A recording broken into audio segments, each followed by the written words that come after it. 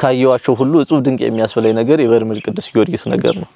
ሁሉ ጊዜም ሳስበው ይደንቀኛል። ሁሉ ጊዜም ደግሞ አዲስ ነው። ሰዎች ሲሉት እንደምንሰማው ሞትን ጻላ ሊበላ ኩለሄ እንግዳ ይላሉ አባቶቻችን በቀኔ አይዞህ ልጅ አስሞትን እኮ ቀላል ነው የሚል ድምጽ መጣ በጆሮዬ። እኔ እንዳጋጣሚ ሆኖ የኩላሊት ጠጠር እታመም ነበር። በጣም ኃይለኛ ህመም ነበረብኝ። ምስክርነት አልሰጠውበትም እንጂ በጣም የኩላሊት ህመም ታማሚ ነበርኩኝ። ይሰቃይ ነበር። ውስጡ በምስጥ ተቦርቡሮ ያንን ደግሞ ምእመኖቹ በቤተ መቅደስ ሆነው ይናዳል ተብሎ በመፍራት ታቦተ ሕጉ ከዛ ወጥቶ ዕቃ ቤት በመንበር ተቆልፎ ተቀምጦ ቤተልሔሙ ራሱ በሚያሳዝን ሁኔታ በእንደዛ አይነት ጭቃ ግንብ ተሰርቶ በርሜል ቅዱስ ጊዮርጊስም ነገር እንደዛ ነው። ተመርምሮ ሊደረስበት የማይቻል ነገር ግን እግዚአብሔር በጥበቡ ያደረገው ሰዎች ሊረዱት የማይቻል ነገር ነውና እጹብ ድንቅ የሚያስብል ነገር ነው። እኔም እዛ ቦታ ላይ ሄጄ ያየሁትም እጹብ ድንቅ ነው።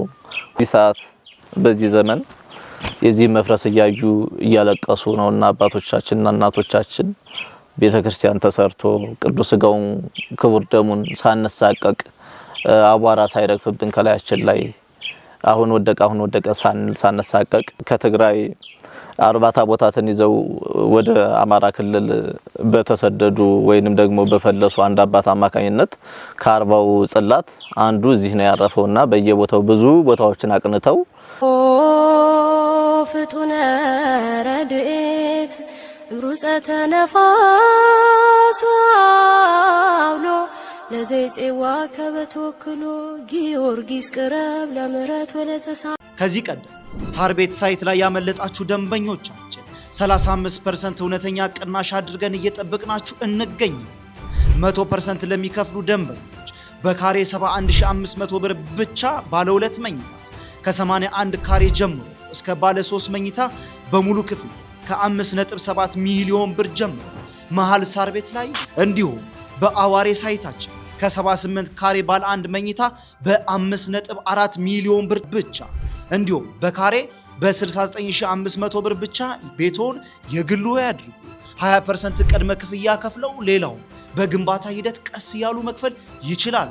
በገላን ቃሊቲ ሳይታችን ላይ ዘመናዊ ሞሎችን በ2.5 ሚሊዮን ብር አሊያም 500 ሺህ ብር ቅድመ ክፍያ ከፍለው ሌላውን ደግሞ በግንባታ ሂደት ቀስ ብለው መክፈል ይችላል። ለበለጠ መረጃ ከስር በመናስቀምጥላችሁ ስልክ ቁጥር በመደወል የሳይት እንዲሁም ደግሞ የቢሮ ቀጠሮ ማስያዝ ይችላል። ተምር ፕሮፐርቲ።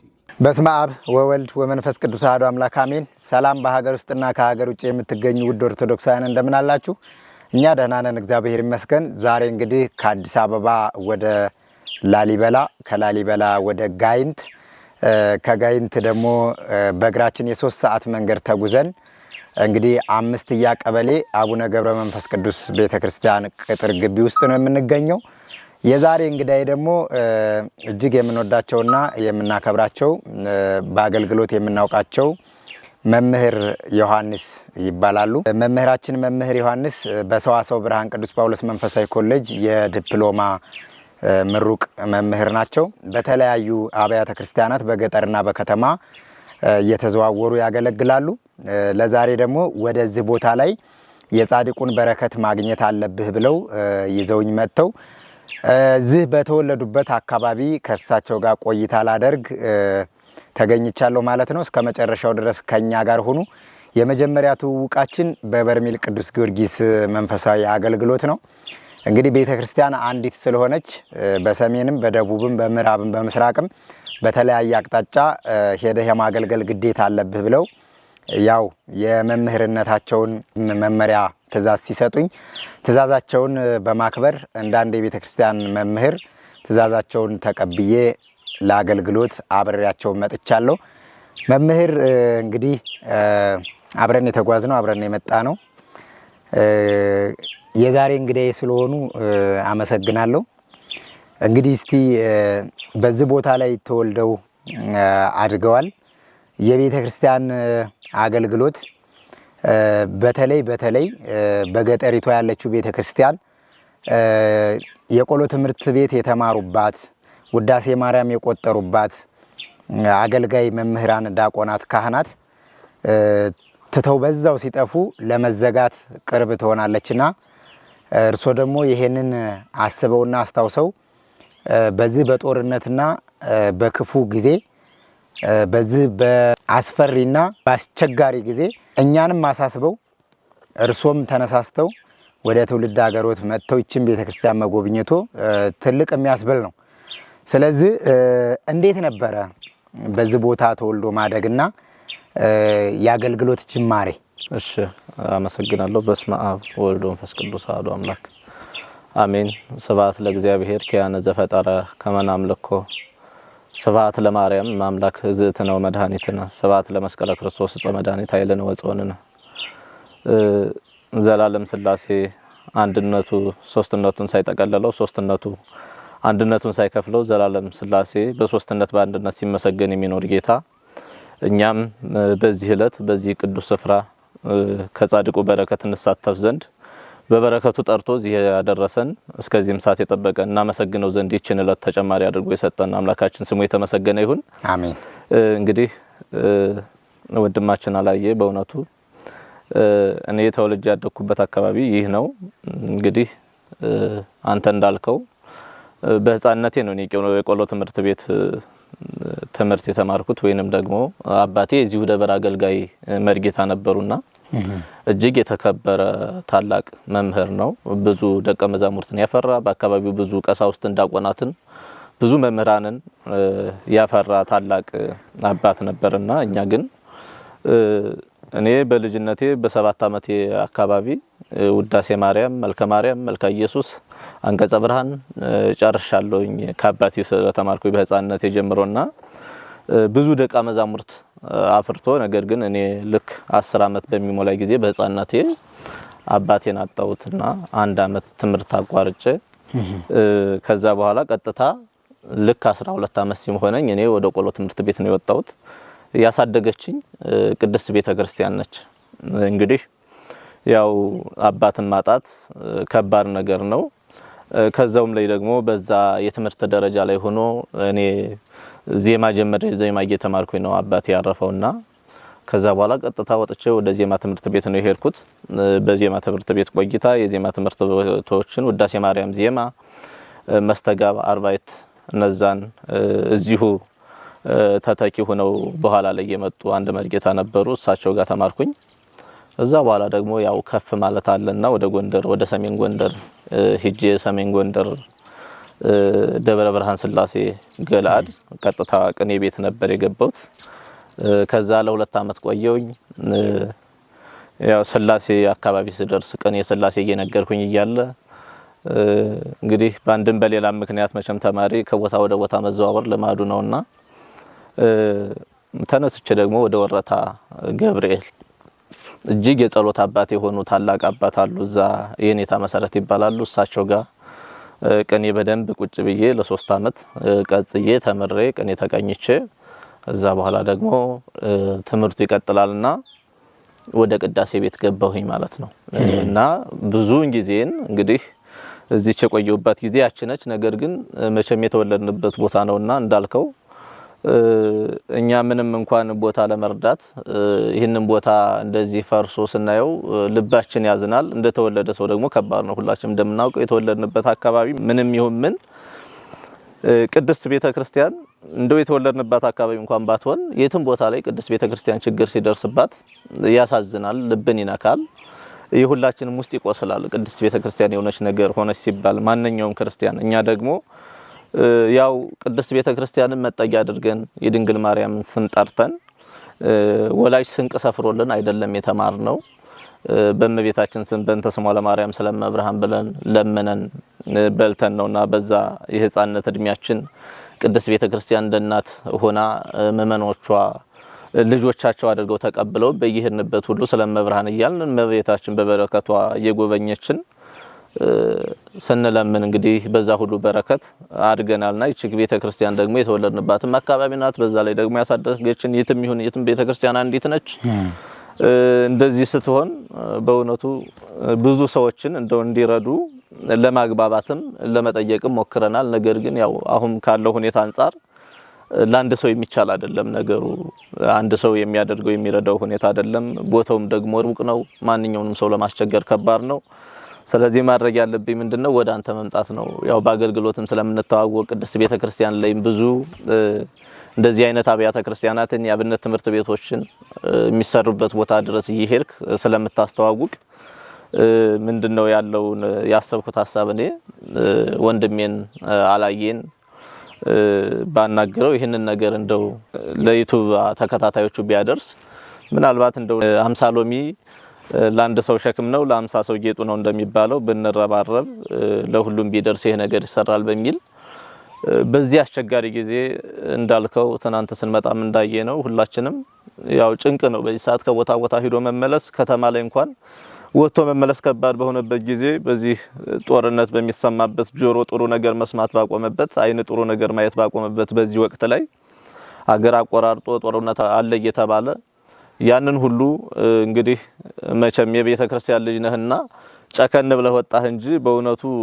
ለሚፈራ ሰው የቤተ ክርስቲያን ነገር ግድ ለማይሰጠው ሰው በዚህ ሰዓት እንደዚህ አይነት ቦታ ላይ በረሃ ወርዶ እንደዚህ አይነት ስራ መስራት ከባድ ነውና በዛም ምክንያት ወደ አንተ መጣው። ይሄው አንተም አላሳፈርከኝም በእውነቱ እግዚአብሔር ያክብርልኝ። ጻድቁ በበረከት ይጎብኙልንና እሺ ብለህ አክብረህ ተነስተህ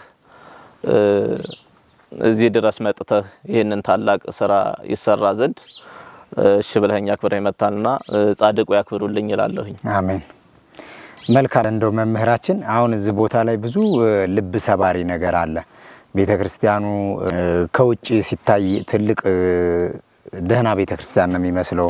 ነገር ግን ውስጡ በምስጥ ተቦርቡሮ ያንን ደግሞ ምእመኖቹ በቤተ መቅደስ ሆነው ይናዳል ተብሎ በመፍራት ታቦተ ሕጉ ከዛ ወጥቶ ዕቃ ቤት በመንበር ተቆልፎ ተቀምጦ ቤተልሔሙ ራሱ በሚያሳዝን ሁኔታ በእንደዚህ አይነት ጭቃ ግንብ ተሰርቶ ጫካ ውስጥ ድስስ ብሎ እንደው ያንድ ደሃ ኩሽና በማይመስል ሁኔታ ሆኖ ሲታይ እንግዲህ ሚስጥር የሚዘጋጅበት ስጋው ደሙ የሚዘጋጅበት ሰዎች ከዘላለም ሞት የሚድኑበትን የእግዚአብሔርን የመድኃኒታችን የኢየሱስ ክርስቶስን ስጋና ደሙን ሚስጥር የሚዘጋጅበት ቤተልሔም ጌታችን መድኃኒታችን ኢየሱስ ክርስቶስ የተወለደበት ምሳሌ ያለበት ቤተክርስቲያንን አይተን ቤተልሔምን ሳናስብ የማንቀርበት ትልቁ ሚስጥር የሚዘጋጅበት ቤተልሔም በዚህ ሁኔታ ወድቆ ሳየው በጣም ነው ያዘንኩት። እንደው እዚህ ቦታ ላይ ለርሶ በጣም የሚያሳዝኑትና ልቦናዎትን የሚነካው ነገር ምንድነው? አዎ ሚስጥሩን ሁሉንም ገልጸዋል ወንድማችን አላየ። ሁሉም ነገር የምታየው በሙሉ ያሳዝናል። የማያሳዝን ነገር የለም እዚህ ቦታ ላይ እንዳልከው ይህ ቤተክርስቲያን ከውጭ ሲታይ አንደኛ በሲሚንቶ ነው የሚመስለው። ድንጋዮቹ ነጫጭ ድንጋዮች ናቸው። ብሎኬትም ይመስላል ከርቀት ሲታይ እና እንዲሁ ውጩን አይቶ ለመረዳት ከባድ ነው ያለውን ሁኔታ። ወደ ውስጥ ገባ ስትል ግን እንጨቶቹ በሙሉ ውስጣቸው ተቦርቡሮ ድንጋዩ ውጩን ላይ ስለያዘው እንጨቱ ያለ ይመስላል፣ ግን ውስጡ ተበልቶ በሙሉ አቧራ ባቧራ ነው። ውስጥም እንግዲህ አንተ ገብተህ እንዳየኸው ውስጡ አቧራ ነው። ቤተ መቅደሱ በሙሉ ባቧራ ተሞልቷል። እንዳልከው እንግዲህ ቤተልሔም ማለት አንተ እንደገለጽከው ክርስቶስ የተወለደበት እውነተኛው አማናዊ በግ ነው። አበጉ ለእግዚአብሔር ዘያትታጢያት ዓለም የዓለምን ኃጢአት የሚያስወግደው እውነተኛው በግ ነው የተባለበት ይህ ቤተልሔም ከዛ ቤተልሔም የተወለደው ክርስቶስ ነው። እንግዲህ ቀራንዮ ወደምትባለው ወደዚህ ቤተ መቅደስ መጥቶ የሚሰዋውና ቤተልሔሙ በእንደዚህ በሚያሳዝን ሁኔታ ቤተ መቅደሱ በእንደዚህ በሚያሳዝን ሁኔታ አሁንም ደግሞ ይሄ እንዳልከው ይፈርሳል ተብሎ ዘወትር በሰቀቀን ስለሆነ አባቶቻችን የሚቀድሱትም ምእመናኑ የሚያስቀድሱትም ነፋስ በነፈሰ ሰዓት ቆርቆሮው ይሄ ጣራው በሙሉ ስለሚነቃነቅ ወይንም ደግሞ ኃይለኛ ድምጽ ስለሚያወጣ አሁን ወደቀ እየተባለ በሰቀቀን ስለነበር የነበሩት ምንድነው የወሰዱት አማራጭ? ይህ ቢወርቅ አደጋው ከባድ ሊሆን ይችላል፣ ብዙ ነገር ሊያጠፋ ይችላል። ነገር ግን ይችኛዋ ደግሞ ምንም እንኳን የፈራረሰች ብትወርቅ አደጋዋ ቀለል ይላል ተብሎ ወደዚህኛዋ እሷም በጣም የፈራረሰች ነች። ምንም ግድግዳው ሁሉ የተከፋፈተ ነው። ጭቃው እንኳን በስርዓት አይደለም ወዳርቋል። እሱንም ምስጥ በልቶታል። ወደዚህ የመጣበት ምክንያት እንግዲህ ዘወትር ከምንሳቀቅ ወይንም ደግሞ አንድ ቀን መውደቁ ስለማይቀር እንደዚህ ሆኖ እየተሳቀቅን ወርቆ ደግሞ ሰውም ያሉትም ትንሽ ካህናቶች ናቸው እነዚሁንም ደግሞ እንዳናጣቸው በሚል ምክንያት ወደዚህ ወደ ትንሿ መቃኙ ወይንም ደግሞ ለጊዜው ወደ እንደዚህ አይነት ቦታ ጽላቱንም አገልግሎትንም ወደዚህ አዙረን እየተገለገሉበት ይገኛሉ አባቶቻችን እና ያለው ነገር በሙሉ የሚያሳዝን ነው የማያሳዝን ነገር የለም። ይህም እንግዲህ እንዳልከው በእውነቱ ከርቀት ለመረዳት በጣም ከባድ ነው። ነገር ግን ውስጡን ስታዩ ደግሞ አገልግሎት ሁሉም ነገር ያቆመ ነው። ውስጥ ላይ ምንም አይነት አገልግሎት የሚሰጥበት አይደለም። ይወድቃል፣ ይፈርሳል፣ ሰው ተጭኖ ደግሞ የሰው ህይወት ይጠፋል በሚል ምክንያት ሁሉም ነገር ወደዚች ዙሯል። ይችም ደግሞ ማህሌት እንኳን አይቆምባትም። ማህሌት አንዳንድ ጊዜ ውጭ ላይ ይቆማል ዝም ብሎ ሜዳ ላይ፣ አንዳንድ ጊዜ ደግሞ ከዚሁ ውጭ ላይ የዚህኛው ቤተክርስቲያን ውጭ ላይ ይቆማልና ያለው በዚህ ሁኔታ ነው። ይሄን እንድታዩልን ወይንም ደግሞ ለአድማጭ ተመልካቾቻችሁ እንድታደርሱልን ነው ወደዚህ ያመጣናችሁ። እናንተንም እርሶ ልጅ ባሉበት ሰዓት አባቶት የቤተክርስቲያን ቀለማትን በሚያስቆጥሩት ሰዓት ስለዚህ ቦታ ምን ይሰሙ ነበር? እንግዲህ ቦታው እጅግ ታላቅ ነው። በእውነቱ ጥንታዊ ነው። ከ12ኛው መቶ ክፍለ ዘመን ጀምሮ ከትግራይ 40 ታቦታትን ይዘው ወደ አማራ ክልል በተሰደዱ ወይንም ደግሞ በፈለሱ አንድ አባት አማካኝነት ከ40ው ጽላት አንዱ እዚህ ነው ያረፈውና በየቦታው ብዙ ቦታዎችን አቅንተው እኒ አባት ካቀኗቸው ቦታዎች አንዱ እዚህ ናቸው። እንግዲህ በ12ኛው መቶ ክፍለ ዘመን ከትግራይ ተነስተው ማይሸንኮሪ ከሚባል ቦታ ተነስተው እንግዲህ እዚህ አንዱን ጽላት አስቀምጠው ታላቅ ቦታ ነው። እናታችም ቅድም እንዳየነው ዋሻ አለ። ጽላቱ ለ3 አመታት የነበረበት አሁንም ድረስ ህፃናት እረኛዎች ከብት ሲጠብቁ ፍየሎችን ሲጠብቁ በዛ በሚሄዱበት ጊዜ እንደዚህ ታላላቅ በዓላት ሲሆን አንዳንድ ጊዜ ቀደም ብለው ሌሊት አካባቢም ልጆች ወደዛ ሲወጡ የማህሌቱ ድምጽ የጸናጽሉ ድምጽ ይሰማል። ጸበሉም ደግሞ እጅግ ተአምረኛ ጸበል ነው። የጆሮ ህመም ላለበት ሰው የሚፈውስ ከጸበሉ ከዛፍ ስር በዛፍ ስር ሰንጥቆ የሚወጣ ነውና ጸበሉ ከሚወጣበት ላይ ራሱ ጸበሉ እንደ ጭቃ እንትን አለው። የዛፉና የጸበሉ ውህድ የራሱ የሆነ እምነት ነገር ይፈጥራልና ያንን አይናቸው የታመመ ሰዎች አይናቸው ላይ ሲያደርጉት፣ ጆሮአቸው የታመመ ሰዎች ጆሮአቸው ላይ ሲያደርጉት፣ ቁስል የታመመ ሰው ቁስሉን ሲቀባው ሳይውል ሳያድር ይፈጉሳልና እንደውም ይህንን የሰሩት የሚባሉት አባት እንግዲህ በድሮ ዘመን ይሄ ቸነፈር የሚባል የቁስል በሽታ ነበርና ቸነፈር ቁስል ይዟቸው ከሩቅ ይህንን ሰምተው ከሰሜን ጎንደር ተነስተው እዚህ መተው በራይ ተገጾላቸው እዚህ መተው ተፈጉሰው ነው ይህንን ቤተክርስቲያንም ከዋሻ አውጥተው እዚህ አምጥተው የሰሩት ይባላልና ታሪኩ እጅግ ሰፊና ብዙ ድንቅ ታምራት የተደረጉበት ነው ቦታው። አባቶቻችን ይህንን ይነግሩናል። እንደው በዛ ዘመን ብዙም ሳንሰማ ካደግን በኋላም ስንሰማ የቦታው ታምር እጅግ ከፍ ያለ ነው። ጥንታዊም ነው። በእውነቱ ረዝም ዘመናትን የኖረ ነው። አሁን ባለው ሁኔታ እንደው አገልጋዮቹ ተመናመኑ እንጂ ብዙ ካህናት የሚኖሩበት ብዙ ሊቃውንት የሚወጡበት ከዚህ ቀርቶ ለአካባቢ ላሉ አብያተ ክርስቲያናት አገልጋዮች ከዚህ እየሄዱ የሚያገለግሉበት ነበረ። አሁን ግን እዚህ 2 ካህናት 3 ዲያቆናት ብቻ ናቸው ያሉት። መምህራንም ከሌላ ቦታ እየመጡ ነው እንግዲህ ማህሌት የሚቆሙት ማለት ነው። አሁን ያለበት ሁኔታ ይሄ ነው። ይሄ የሆነበት ምክንያት ደግሞ አንደኛ ምንም ምቹ ሁኔታ የለም። እዚህ ያሉትም ደሞዝ ስለሚከፋቸው ሳይሆን የተወለዱበት ቦታ ስለሆነ እንደው እንደ ግዴታ መወለዳቸው ቦታው ላይ መወለዳቸው እንደ ግዴታ ይዟቸው የሚያገለግሉ ናቸው። ደሞዝ የሚባል ነገር የለም። በዛ ላይ ደግሞ ቤተክርስቲያኑ እንደዚህ ሲሆን አንዳንድ እያለ ወደ ሌላ ቦታ እየሄደ አልቆ አሁን ትንሽ ካህናት ናቸው በዚህ የቀሩትና የቦታው ጥንታዊነቱ ገቢረ ታምራቱ እጅግ ከፍ ያለ ነው። ብዙ ታምራት የተደረጉበት ነው። በዚህ አጭር ሰዓት ይሄ ተደርጓል ብለን ባንናገረውም ግን በጸበሉ ብዙ ታምራት ተደርገውበታል። መልካም። እሺ እርሶ ከቦታ ቦታ ተዘዋውሮ ከመማር በኋላ ወደ አዲስ አበባ እንዴትና መቼ ሄዱ? እንግዲህ እኔ ወደ አዲስ አበባ የሄድኩት 2006 አካባቢ ነው። አንድ እጅግ የምወደው አጎት አለኝ አዲስ አበባ አስተዳዳሪ ነበረና በሰዓቱ ያው አባታችን እንግዲህ ታዋቂ መምህር ስለነበረ በአባታችን እንደው ድንገተኛ ህልፈት ብዙ ሰው ሀዘን ይሰማው ነበረ። በዛም የተነሳ የኛ እንደዛ መሆን በእርግጥ ቤተሰብ እንግዲህ የመምህር ልጅ ሲሆን ልጁ የመምህሩን መቋሚያ እንዲይዝ፣ የመምህሩን ጸናጽል እንዲይዝ፣ የመምህሩን የአባቱን ሙያ እንዲይዝ ይፈለጋል። እኔ ቅኔ ተመሬ ሐሳቤ ወደ አቋቋም ቤት መግባት ነበረ። ነገር ግን በሰዓቱ አጎቴ ደውሎ እንደው ወደ አዲስ አበባ መጥተህ ብታገለግል ሲለኝ ቅኔን ከተቀኘው በኋላ ስለነበረ ያው ልጅነት አለ። በዛ ላይ ደግሞ መቼም ካለፈ በኋላ ነው እንጂ ብዙ ነገር የሚጸጽተው በሰዓቱ እንደ አንድ የቆሎ ተማሪ እንደው ከዚህ ልመና ተላቆ ከዚህ እንግልት ኑሮ ተላቆ የሚል ሐሳብ ስለሚኖር እንደው አዲስ አበባ ሲባልም ደግሞ በስሙ እጅግ ከፍ ያለ ስለነበረ እንደው አዲስ አበባ መጥተህ በድቁና ብታገለግል በተባልኩበት ሰዓት እንግዲህ በ2006 ዓመተ ምህረት ባጎቴ አማካኝነት ወደ አዲስ አበባ ሄድኩኝ። አዲስ አበባ ለ2 ዓመት አካባቢ በድቁና ሳገለግል ነበረ ማለት ነው። ዓለም ባንክ መድኃኔዓለም የሚባል ቦታ ላይ በድቁና ሳገለግል ነበረ። ከዛ በኋላ 2008 ላይ ሰዋስወ ብርሃን ቅዱስ ጳውሎስ ገባሁኝ ማለት ነው።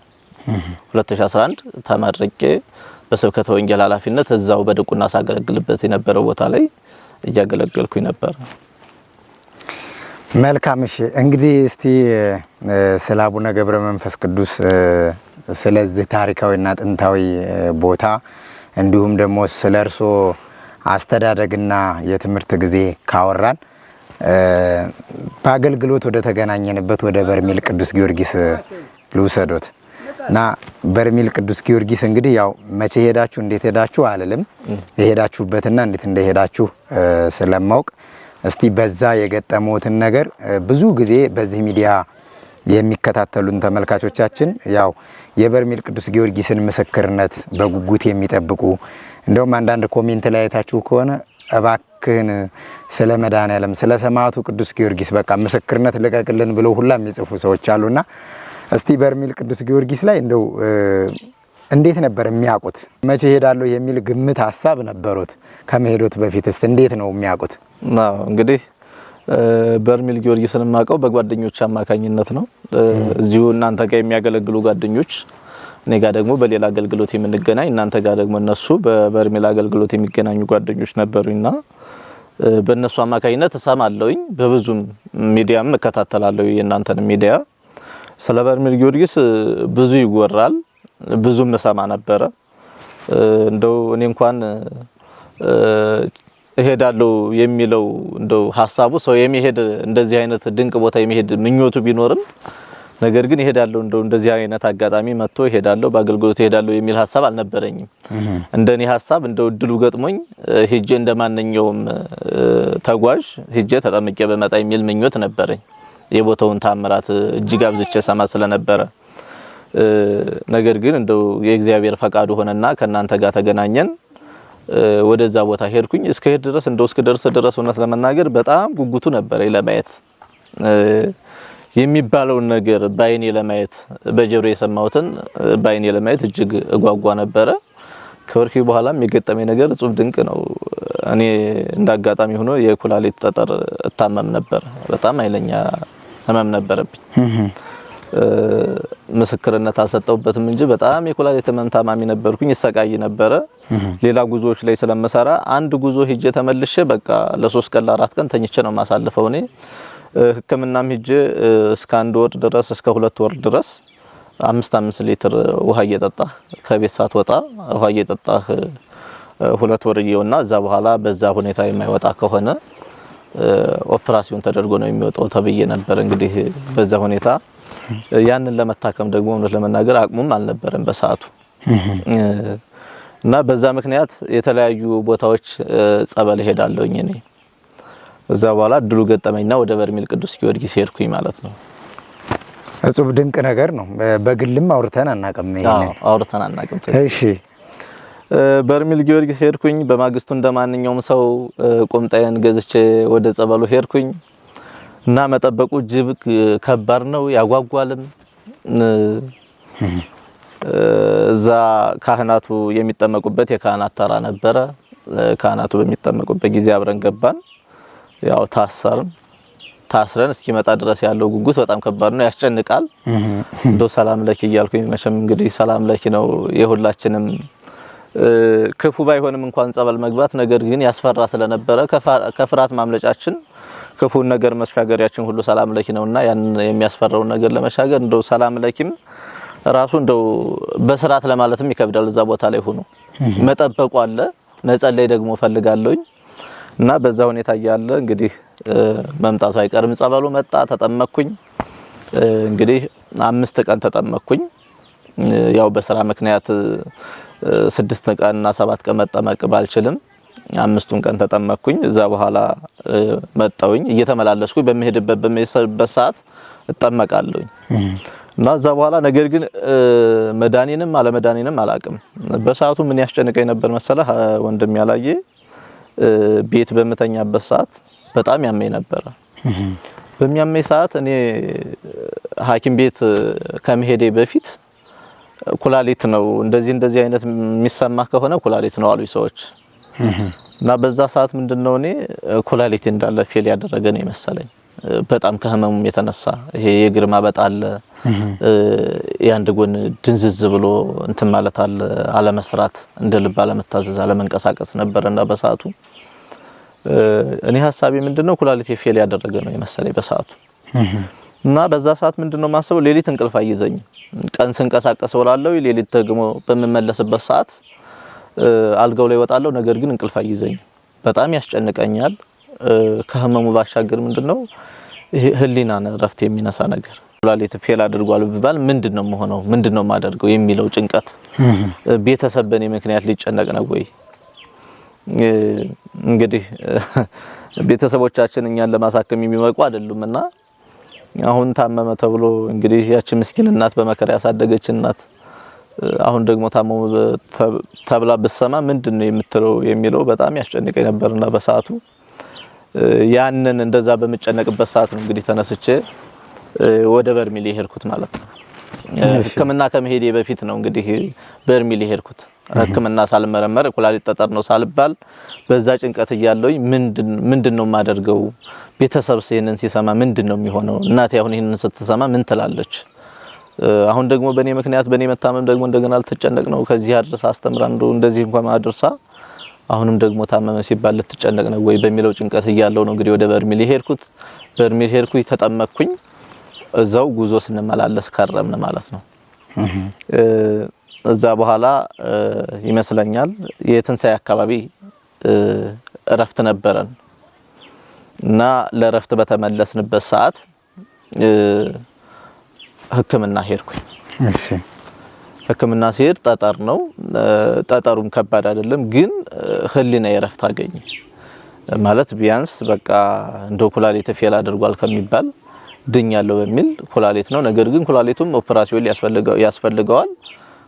ይሄንን ለማድረግ ኦፕራሲዮንን ለማድረግ ደግሞ መጀመሪያ ውሃ ጠጥተን ማየት አለብን የሚል ነበረ ዶክተሮቹ የነገሩኝ።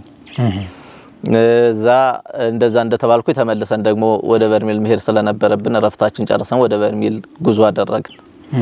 እዛም ሄጄ ጸበልን መጠመቅ አላቆምኩም። ይሄድኩኝ ይጠመቅ ነበረ። ባገኘሁት አጋጣሚ ሄዳለሁ፣ እጠመቃለሁኝ። እንደዛ እያልን ተመልሰን መጣንና የመጨረሻው ጉዞ ተመልሰን ቤት ገባን። ቤት ገብተን እጅግ የምወዳት እንግዲህ አንዲት ስዕል አለችኝ ከኔ የማትለይ ሁሉ ጊዜም ቤት ስቀይርም ምን ስለም በየሚሄድበት እጃት የሚሄደው የእመቤታችን ስዕል አለችኝ እና በመጨነቅበት ሰዓት ማለቅስባት ነች። እንደው እናቴ እንደው ይሄንን በሽታ ባክሽ ኦፕራሲዮን ከመሆን እንደው ገላግልኝ ያልኩኝ ማጸናታለሁ። በእውነቱ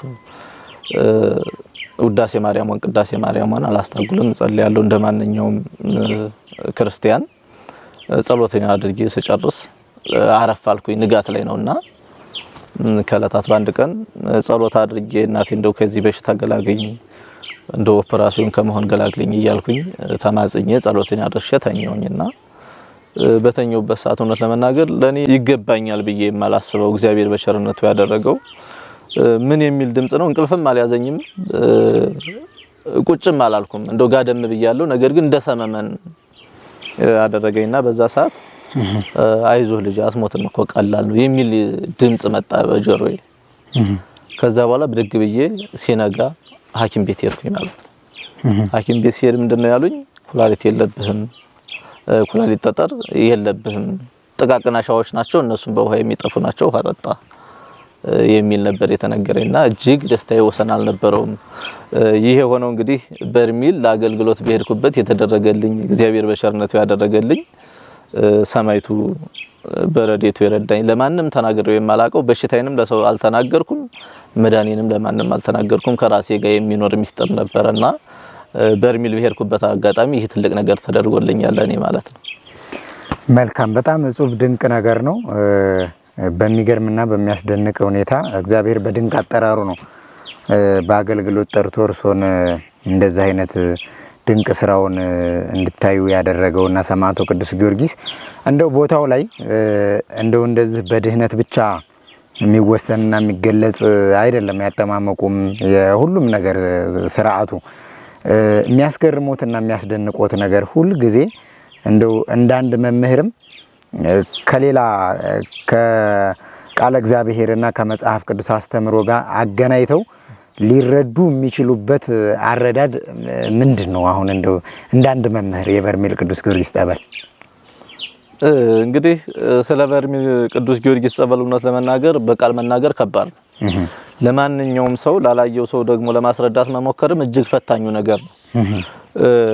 እኔ አሁን ከመሄዴ በፊት ሰው መጥቶ እኔ ሆንኩትን ነገር ሆኛለሁ ቢለኝ፣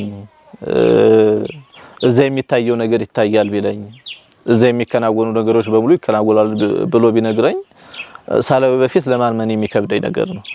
ይታወቃል፣ እግዚአብሔር ድንቅ ነገሮችን ያደርጋል። በተለያየ ጊዜ በተለያየ ቦታ ክብሩን የሚገልጽባቸው ራሱ የመረጣቸው ቦታዎች አሉት። እግዚአብሔር ክብሩን የሚገልጽባቸው ራሱ የመረጣቸው ሰዎች አሉት። እግዚአብሔር በአንድም በሌላ ምክንያት ሰዎች እንደሚድኑ አምናለሁ። እግዚአብሔር በአንድም በሌላ ምክንያት በአንድም በሌላም ቦታ ስራው እንደሚሰራ አምናለሁ። ግን እዛ ያለው ነገር እውነት ለመናገር ለሰው እንደዚህ ነው ብሎ ለማስረዳት እጅግ ይፈትናል። ለተረጁ በተለይ በጣም ከባድ ነው። የሚያስረዳው ሰው ስላየውና ስለሆነለት ይናገረዋል። የሚሰማው ሰው ደግሞ ስላላየውና ስላልተደረገለት ለመረዳት ይቸግረዋል እና ለመግባባትም የሚያዳግት ነገር ነው። ነገር ግን ቦታው ላይ ያለው ነገር እጹብ የሆነ የእግዚአብሔር ስራ ለዛውም በዚህ በእኛ ዘመን ወንድሙን በሚያሳድድበት አውሬን ማሳደድ በተወበት በዚህ ዘመን ሰውን ካውሬ ከፍቶ በሚያሳድድበት እርስ በርስ በመነገዳደልበት በተጨቃከነበት አንዱን ማመን ባቃተበት እምነት በጠፋበት በዚህ ዘመን ላይ እንደዚህ አይነት ድንቅ ነገር ማየቴ ለኔ በራሴ በእውነቱ በእድሜ በዚህ ዘመን ካየዋቸው ሁሉ እጹብ ድንቅ የሚያስፈልይ ነገር የበርሜል ቅዱስ ጊዮርጊስ ነገር ነው። ሁልጊዜም ሳስበው ይደንቀኛል። ሁልጊዜም ደግሞ አዲስ ነው። ሰዎች ሲሉት እንደምንሰማው ሞት ህንጻ ላሊበላ ኩለሄ እንግዳ ይላሉ አባቶቻችን በቅኔ። የላሊበላ ህንጻ እና ሞት ሁልጊዜም አዲስ ነው፣ እንግዳ ነገር ነው፣ የማይለመድ ነው ብለው አባቶቻችን በቅኔ ይናገራሉ። የበርሜል ቅዱስ ጊዮርጊስ ነገርም እንዲሁ ነው። ሁልጊዜ እንግዳ፣ ሁልጊዜ አዲስ ሲታሰብ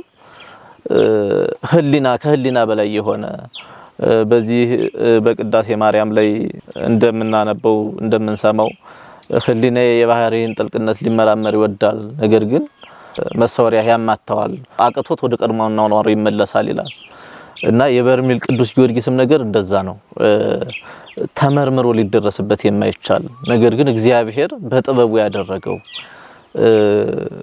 ሰዎች ሊረዱት የማይቻል ነገር ነውና እጹብ ድንቅ የሚያስብል ነገር ነው። እኔም እዛ ቦታ ላይ ሄጄ ያየሁትም እጹብ ድንቅ ነው። ሁሉም ሰው የሚናገረው በርሜል ደርሶ የመጣ በሙሉ እጹብ ድንቅ እያለ የሚመለስበት ቦታ ነውና እጅግ እድለኛ ነኝ ከመላቸው ቦታዎች አንዱ በርሜል ቅዱስ ጊዮርጊስ በአገልግሎትም በጉዞም ስለተሳተፍኩበት እናንተን የመሰሉ ደግሞ ቅን የቤተክርስቲያን ልጆችንም ስላወቁበት እጅግ ደስ ይለኛል የበርሜል ቅዱስ ጊዮርጊስን ባሰብኩ ቁጥር። መልካም። ብዙ ተጓዦችና ብዙ ምእመናኖች ቦታው ላይ ሄደው የተጠመቁ ሰዎች እኔን ጨምሮ በጸበሉ ውስጥ ይሄን አየን፣ ይሄ ሆነ፣ ይሄ ተገለጠልን፣ ይሄ እንዲሆነ የሚል ብዙ አንድምታ ያላቸው የየራሱን ሰው ያየውን የየራሱን የሆነለትን የተደረገለትን ከድህነት ባሻገርና ከድህነት ጎን ለጎን የሚመሰክሩ እህቶች ወንድሞች አሉ። እርስዎ በነበሩት የጸበል መጠመቅ ቆይታ ይሄን አየሁ ብለው የሚገልጹት ነገር አለ? ይኖራል። በርግጥ ግን ለራሴ እንደው ቢይዘው ብዬ የምመርጠው ነገር ስለሆነ ለራሴ የሚይዘው ነው እንጂ እዛ ቦታ ገብቶ ሳያይ የሚወጣ አለ ብዬ አላስብም። ሁሉም ሰው የየራሱን እንደሚገባውና እንደ አቅሙ እንደልኩ ያያል። ሁሉንም እንደ አቅሙ እንደየልኩ ነው ፈጣሪ እንግዲህ የየራሱን የየድርሻውን ያያል። እኔ ግን ያየሁትም ቢኖርም ሳላይ ወጣው ማለት አልችልም። ግን ያም አንዳንዱ ከተደረገልኝ ነገር ከዛ በኋላ ከሆነው ነገር ከተደረገልኝ ነገር ከዚህ ቀጥታ ጋር የሚያያዝ ነው። አንዳንዱን ደግሞ በግሌ ቢይዘውና ጊዜ በፈተው ብዬ የምመኘው ነገርና የማስበው ነገር ስለሆነ አላየው ማለት አይቻልም። ነገር ግን ከጤናዬም ጋር የተያያዘ ነው። አንዳንዶች ደግሞ ከህይወቴ ጋር ቢቆዩና ራሱ ጊዜ በፈታቸው ይምላቸው ናቸው። መልካም። እሺ፣ በሀገር ውስጥና ከሀገር ውጭ ሆነው ይሄንን መንፈሳዊ ፕሮግራም ለሚከታተሉ እህቶች ወንድሞች ማስተላለፍ የሚፈልጉት የመጨረሻ መልእክት ካለዎት እድል ልስጦትና መርሃ ግብራችንን እንጨርሳለን። እሺ፣ ያው እንግዲህ የመጀመሪያው መልእክቴ ሁሉም ሰው የየራሱ ችግር አለበት። ይብዛም ይነስም ይቆይም አጭር ጊዜ የሚሆን እያንዳንዱ ሰው የራሱ ችግር አለበት። እያንዳንዱ ሰው ቢፈታልኝ ቢሆንልኝ ይሄንን ባደርገው ይሄን ባከናውነው ይህ ቢሞላ ይህ ቢስተካከል የሚለው የራሱ ችግር አለበት። አንዳንዱ የሥራ ችግር ሊሆን ይችላል፣ አንዳንዱ የጤና ችግር ሊሆን ይችላል፣ አንዳንዱ የትዳር ችግር ሊሆን ይችላል፣ አንዳንዱ ደግሞ የገንዘብ ችግርም የተለያየ ችግር አለበት ሰው የልጅ ማጣት ችግርም እና ብዙ ችግር አለ። ነገር ግን እግዚአብሔርን ተስፋ ለሚያደርግ ሰው መጨረሻውም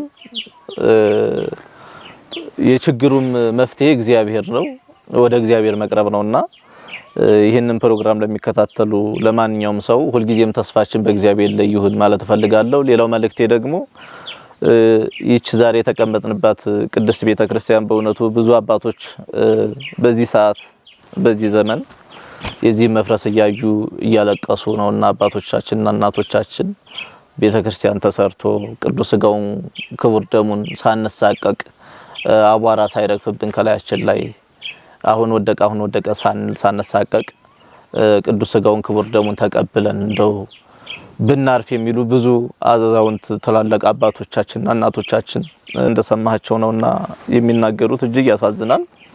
ሁሉም ሰው የሚችለውን ለዚህ ለገጠሪቷ በእውነቱ ከከተማ ለራቀች ከተማ ላይ እንግዲህ እንደምታውቀው አልባሳቱ ዛሬ በየትኛውም ቀድስ ተብሎ ተመርጦ ነው።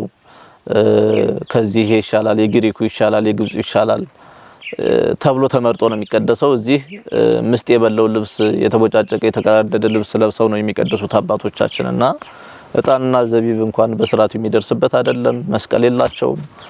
ጽናውን ብታዩ እጅግ ያሳዝናል።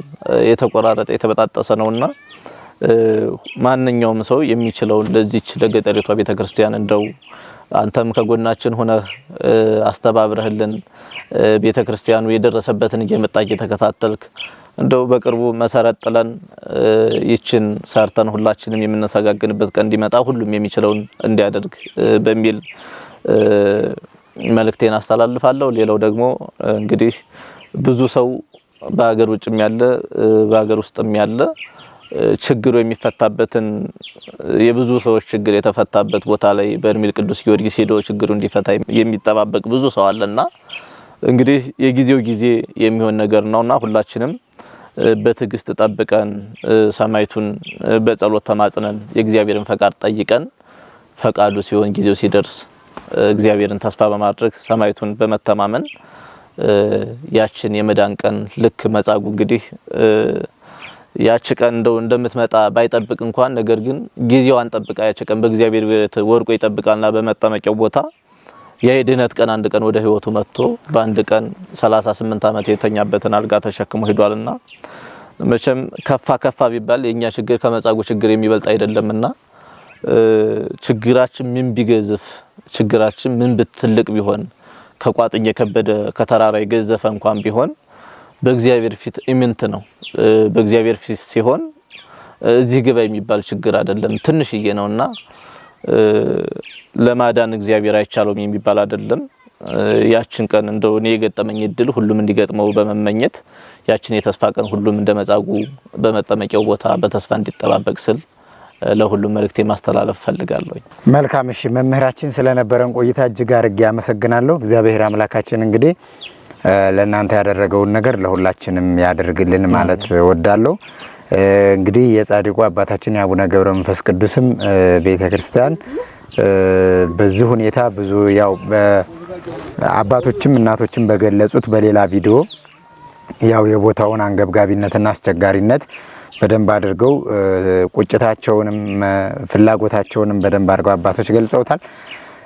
እንግዲህ በሀገር ውስጥም ከሀገር ውጭም ያሉ እህቶች ወንድሞች እጃቸውን ዘርግተው የበረከቱ ተካፋይ እንዲሆኑ በዙ አጋጣሚ እኔም መልእክት አስተላልፋለሁ።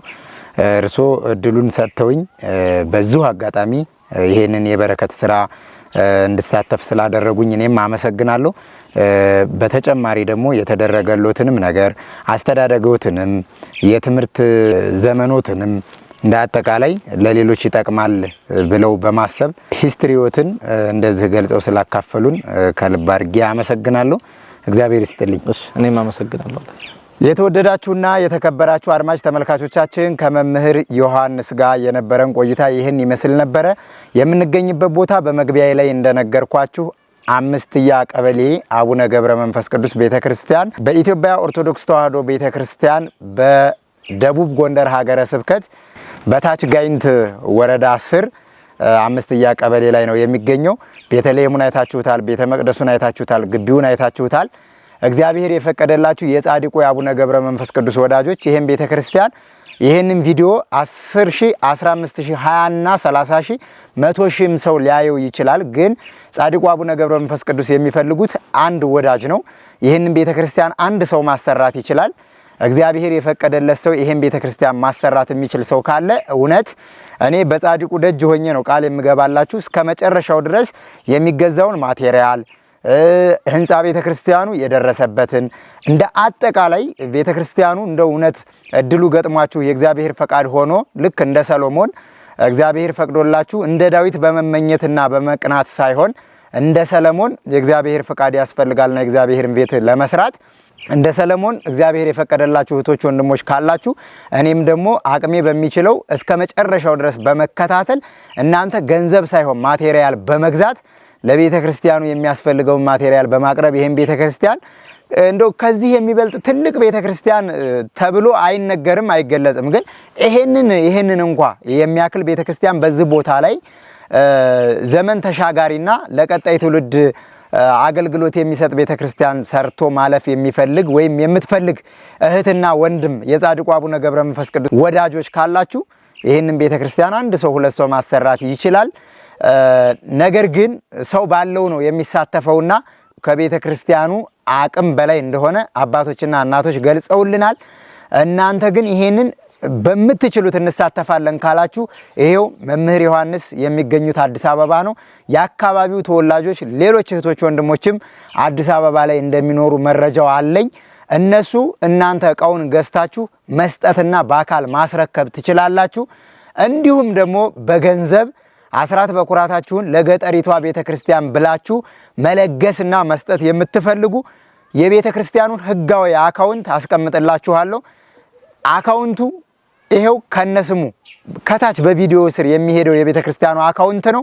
ይሄንን ካስገባችሁ በኋላ በዚህ አካውንት ካስገባችሁ በኋላ ደረሰኙንና ስመ ክርስትናችሁን ለኔ ብትልኩልኝ ለመምህራችን ለመምህር ዮሐንስ እንዲሁም ቦታው ላይ ለሚገኙ ካህናት አባቶች ደውዬ ስመ ክርስትናችሁን በማድረስ እኔም አላፊነቴን ልወጣ ግድ ይለኛልና እባካችሁ የተዋህዶ ልጆች ይህን ቤተክርስቲያን በሌላ ቪዲዮ ደስ በሚል ሁኔታ ወይ ተሰርቶ ተጠናቆ ወይ ተጀምሮ ወይ የመሰረት ድንጋይ ተጥሎ ወይም ደግሞ ለዚህ ቤተክርስቲያን አስፈላጊው ማቴሪያልና አስፈላጊው ቁሳቁስ ተሟልቷል ብለን በሌላ ቪዲዮ የምንገናኝበት ስራ ያድርግልን።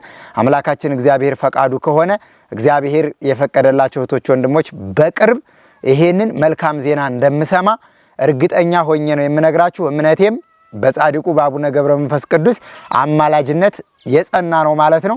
ስለነበረን ቆይታ እጅግ አድርጌ ከልብ አመሰግናችኋለሁ። በሌላ ቪዲዮ እስከምንገናኝ ድረስ በያላችሁበት ቸር ሰንብቱ።